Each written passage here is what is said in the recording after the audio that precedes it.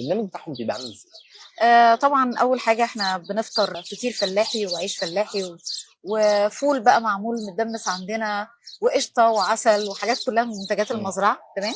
بعد كده بيشربوا عصير كمان فريش مم. برضو من الحاجات يا مزرعتي يا مزرعه الناس اللي حواليا. مم. زي النهارده انتوا شربتوا برتقال، قطفناه من على الشجره الصبح وعصرناه. بنعمل انترتينمنت كمان بالليل، لازم يبقى في عندنا كده شويه غنى بمغني لذيذ لايف كده بيعمل شغل برضو جامد. حديقة الحيوان الريفية بتاعتنا مختلفة عن أي حديقة تانية. مم. يعني مثلا زي ده عندنا ده اسمه إيه؟ ده الدجاج القطني. وليه اتسمى قطني؟ عشان الملمس بتاعه عبارة عن ملمس قطن كله. النشأ بتاعه أصلا صيني. مم. الدجاج صيني. ده عندنا بقى الماليزي وده نوع تاني. مم. وده بيتميز بإيه بقى؟ إن هو حجمه كده مهما يكن ما بيكبرش عن كده، ده من أصغر السلالات. اصغر السلالات. من أصغر السلالات في العالم اللي هو الماليزي ده. ده ماليزي. ده ماليزي مم. مهما يكن ما بيكبرش. مم. عندنا حاجة تانية زي الإندونيسي. مم. الاندونيسي ده بيتميز بايه بقى؟ ان العرف بتاعه بيبقى كبير جدا وهو نايم على جنبه. اه. عندنا نوع تاني زي المفتل الفلبيني. فلبيني. المفتل الفلبيني ده اتسمى مفتل اصلا عشان هو زي ما انت شايف كده عباره عن طبقات من الفتل فوق بعضها. مم. فتل كلها، عشان مم. كده اتسمى بالنوع ده. بس في انواع حلوه يعني. ده قلت لي ده نوعه ايه؟ ده المفتل ده المفتل. الفلبيني. المفتل الفلبيني. طب عندنا ده حاجه زي البدو الهولندي. البدو الهولندي. بنعرف بقى نميز الذكر عن النتايه ازاي؟ ازاي بقى؟ الذكر بص هتلاقيه منحك الشعر زي ما انت عامله سبايك كده. اه. لكن النتايه هتلاقيها بص مسرحه شعرها. مم. يعني عندنا اهو 2 نتايه وده ذكر واحد. مم. بعد كده عندنا اللامبورجيني. مم. واللامبورجيني ده بيتميز بايه بقى؟ ان هو لحمه اسود، عظمه اسود، كل حاجه فيه سود. مم. انا شايف ان في هنا يعني انواع كتيره قوي، وسلالات انا اول مره اشوفها هنا بصراحه. ده يمام. يمام. يمام اسمه يمام امري. يمام امري. يمام امري. طيب. بقى اسماك الزينه زي ما انت شايف كده. مم. عندنا بعد كده شايف انت الكتاكيت والحاجات دي؟ اه. دي اسمها الفقاسات. دي فقاسات. فقاسات البيض. عندنا البيض لما بيطلع بنعمل فيه ايه؟ يا اما بناكل البيضه يا اما الفرخه ننام عليها طلعنا كتكوت. الحل التالت ايه؟ لو ما نامتش عليها بنجمع بيض المزرعه كله على درجه حراره ورطوبه معينه ونحطه في الفقاسات دي لمده 3 اسابيع او 4 اسابيع. تمام. طلعنا زي ما انتم شايفين الانتاج ده من كتاكيت، فراخ، وز، بط، كل حاجه. حلو قوي. ده كتكوت عمره يومين لسه. عصافير دي اصغر سلاله عصافير في العالم اسمها عصافير زبرة. عصافير زبرة. عصافير زبرة شايف حجمها قد ايه؟ حاجه صغيره جدا. بس ما بتكبرش عن كده. ما بتكبرش عن كده. دي اصغر سلاله عصافير في العالم. يا زبرة. شايف كده ده الدجاج المقاتل البرازيلي. دجاج ده اللي ده مقاتل. المقاتل البرازيلي ده اللي بنشوفه على التلفزيونات بيخش رهان ومصارعات دايما. النقره بتاعته صعبه جدا. بيأذي حد. ده المقاتل.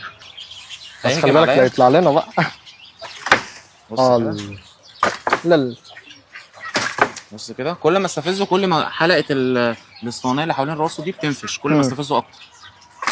بص كده. ده هجومي. ايوه طبعا. ده بتاع المصارعات. لا خليه مرتاح بقى. عندنا بعد كده براهما الهند وده من اكبر السلالات برضه. بس مش هجومي. لا مش هجومي. ده حجمه كبير جدا. ده ايه بقى؟ ده ايه بقى؟ المفروض عارفه ده. لا ده معروف ده طبعا. ده الديك الرومي بتاعنا. حبيب المصريين كلهم. كده. عندنا بقى بعد كده الوز الفرعوني. وز فرعوني. بص هتلاقي عينيه متكحله ازاي. وز فرعوني. ايوه. شفت انت لما بتروح بتلاقيه على جدران الجدران مرسوم بنفس الرسمه ونفس كل حاجه. احنا مش موجودين معاكم صدقني. انا مصري اهو مش موجود على الكوكب. لا وبص الفرق في تحكيله العين هتلاقيها كلها متكحله. شايف بقى البط ده اسمه بط كيوجا. بط كيوجا ده بيتميز بايه؟ لو هو في الضلمه بيبقى اسود. تطلعه بره في الشمس زي اللون الزيتي كده. لو تلاحظ بص شايف اللون الزيتي؟ طالع منه. ده بقى الفرعوني الحبشي. عباره عن ريش طبقات ريش كلهم في بعضها. خفيف جدا وراس صغيره زي ما انت شايف كده. طب ده بقى الوز العراقي. ده الوز العراقي. ده الوز العراقي. لكن ده دجاج الكشن الصيني. الكشن الصيني بيتميز بايه بقى؟ ان هو متريش من اول الرجل لحد فوق. يعني بص رجوله كلها متريشه. ماشي الرجول كلها متريشه. والحلقه راسه حوالينها حلقه زي اسطوانيه من الريش. الريش مش طالع كده عادي، لا حلقات اسطوانيه زي ما انت شايف كده. شفت حاجه زي دي قبل كده؟ انا ما شفت. ده ايه ده؟ ده ايه ده بقى؟ حمام اسمه حمام النمساوي. نمساوي. ايوه. هجومي؟ لا ما يعملش اي حاجه. ما يعملش اي حاجه. بس الميزه ده على فكره بيخش مسابقات جمال عشان الكوفيه بتاعته. راسه بتبقى جواه. ميزه رحايا هنا بتميز ان انت من اول يوم لحد ما تروح يومك كله مشغول. دي بتبعدنا بقى عن السوشيال ميديا، بتبعدنا عن كل حاجه. لسه عندنا مرحله الابراج، هنطلع الابراج ونشوف الحمام الفرنساوي والحمام البلدي، نطلع ابراج ونشوفها من جوه شكلها عامل ازاي. هنروح لسه جزيره البط، هناكل البط بنفسنا، الاطفال سواء الاطفال كبار صغيرين شباب. لو طفل وقع وتعور، ايه الاسعافات اللازمه اللي بتكون له هنا بسرعه؟